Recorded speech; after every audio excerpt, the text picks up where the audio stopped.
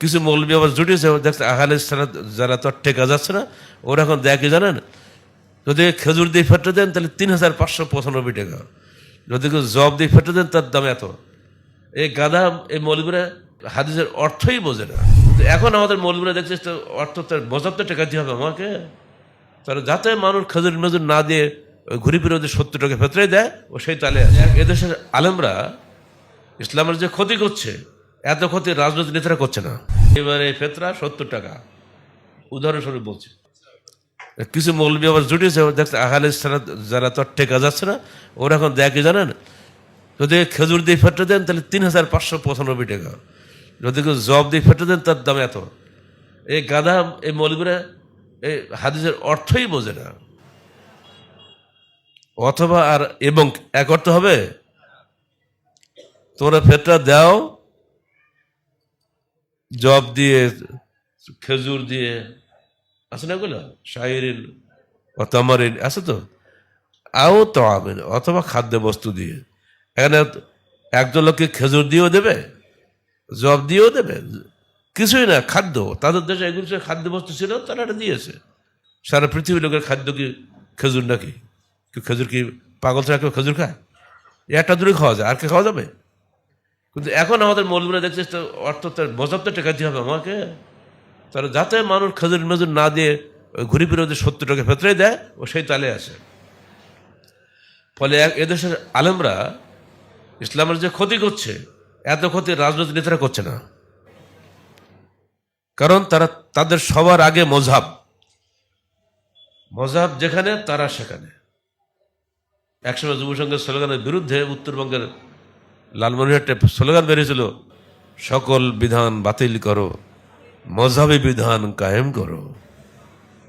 জানো, ভুলে গেলে হবে না এগুলো সব।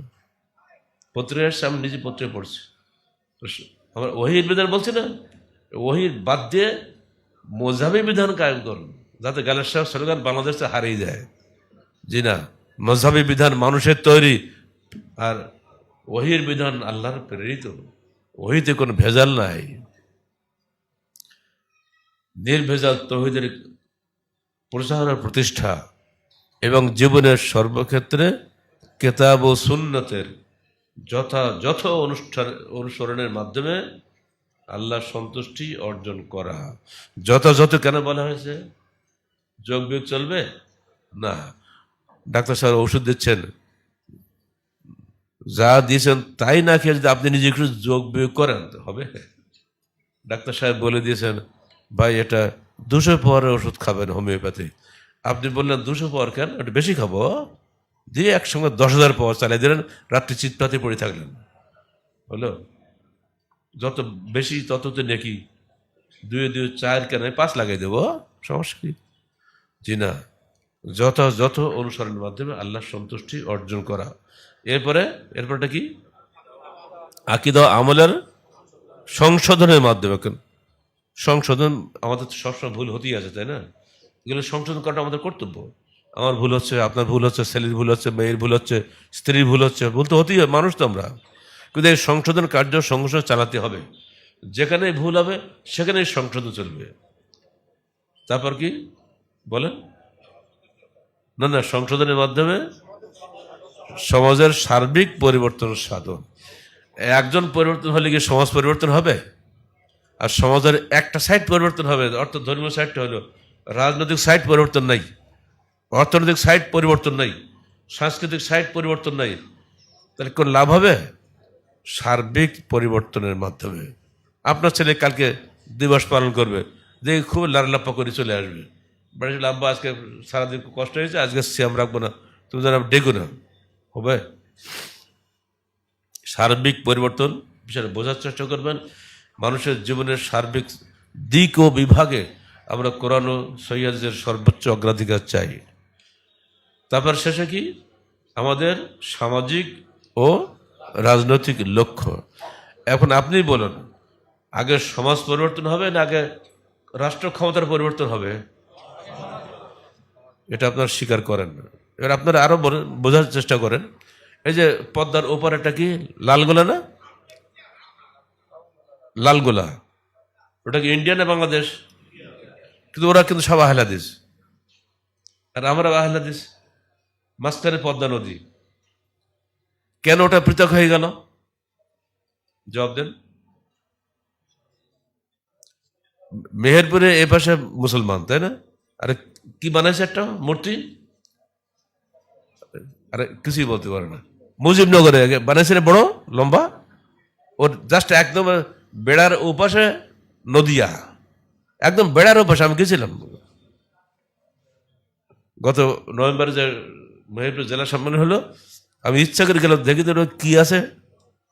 একেবারে বেড়া লাগানো, মানে বাঁশের চড়া দিয়ে বেড়া করো, তো আবার সব আমরা আহলা দিচ্ছে। আমি গেছি বলে সব চলে আসছে। তোরা এখানে কেন? স্যার আমরা নদিয়ার মধ্যে পড়ে গেছি, তো বাদ দিয়ে এখন ইন্ডিয়া হয়ে গেছি। কিন্তু আপনার সম্মেলন মেহেরপুর হলে সবারও চলে যায়, বেড়া বেড়া মানি টেনে চলে যায়। আমাদের যে পুলিশে কিছু বলে না, পুলিশে বলে আমাদের আমির এসছে, আমরা গেলাম, তুমি জাফর ঘরে গিয়ে পুলিশ ছাড়ি দেয়, কিছু বলে না। আল্লাহর কি ইচ্ছা, ওখানে আমি গিয়ে দেখে যুব সংঘের কর্মীদের পেয়ে গেছি, স্যালুট দিচ্ছে। রে বেটা, তুমি স্যালুট দিলে কেন? সোজা চলে গেছি ওর কাছে। তোর বাড়ি কোথায়? স্যার বাড়ি জয়পুরহাট। কোন গ্রাম? কোমর গ্রাম। বেটা তুমি তো আহলে যে বাচ্চা। হ্যাঁ স্যার আমি আহলে দিস। তো আমার স্যালুট দিলে কেন সালাম দিতে পারলে না? স্যার কি করবো, এটাই আমাদের শিখাইছে, স্যালুট না দিলে সম্মান করা হয় না। আল্লাহর সম্মান সালাম, তাহলে তুমি 10টা নেকি পাবা, আর স্যালুট দিলে কিছুই পাবা না। তো স্যার আর করবো না। সঙ্গে সঙ্গে সংশোধন হয়ে গেল। কিন্তু আমার সঙ্গে 3-4 মাইক্রো ছিল, সরকারি লোকেরাও ছিল। তার থয় আপনি এরম ভাবে সংশোধন করেন? হ্যাঁ আমি এরকম লোক, যেখানে সংস্কার কুসংস্কার সেখানে সংস্কার হবে। পরে বলতে গেলে কিচ্ছু হবে না, ডাইরেক্ট অ্যাকশন হবে। নরম ভাষা বুঝে গেছে, যেটা আমার অন্যায় বুঝে গেছে না। এটাই এই পার্থক্যের মূল। ইসলাম, ওদেশের অধিকাংশ লোক অমুসলিম, এই জন্য ওটা ইন্ডিয়ার মধ্যে পড়ে গেছে। আর মেহেরপুরের থেকে শুরু করে এদিকে অধিকাংশ লোক মুসলিম, সেজন্য এটা মুসলিম বাংলা হিসেবে পুরো পাকিস্তানের মধ্যে অংশগ্রহণ করেছে। আদর্শিক কারণে দেশ স্বাধীন হয়েছে, ভাষার কারণে হয় নাই। যদি ভাষার কারণে হয়তো, তা পশ্চিম বাংলায়ও লোক বাংলায় কথা বলে, আমাদের পূর্ববঙ্গের লোকেরা আমরা বাংলায় কথা বলি। তাহলে যারা বলে ভাষাভিত্তিক জাতীয়তা, একটা পুরোটা ধোঁকা দিয়েছে আমাদের সামনে। তারা ভাষা দিয়ে কোশ্চেন জাতীয়তাবাদ হয় না। জাতীয়তাবাদ মূল উৎস হচ্ছে ধর্ম। এই ধর্মীয় চেতনা যদি আপনাদের মধ্যে না থাকে, তাহলে এই দেশের স্বাধীনতার চেতনাই থাকবে না।